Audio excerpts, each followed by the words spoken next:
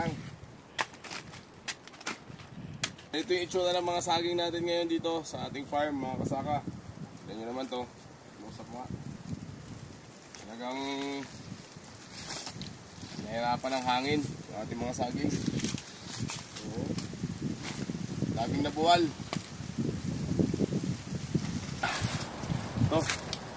Sisimula nang magbunga, kaya lang nabutan pa tayo ng malakas na hangin. Sayang. Gawin na lang natin itong pataba.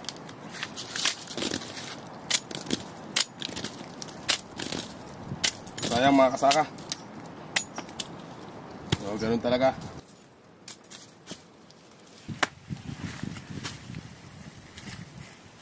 Sayang. Sa lakas ng hangin, kahit nilagyan na natin ng suporta, pa yan talaga kinaya. Ganun lang talaga mga kasaka.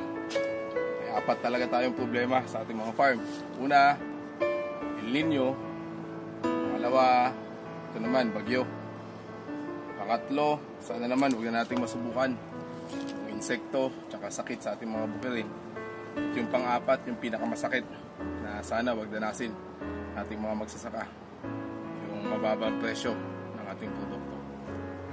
Sa kabila ng pagsubok, laban lang mga kasaka, tuloy-tuloy lang tayo.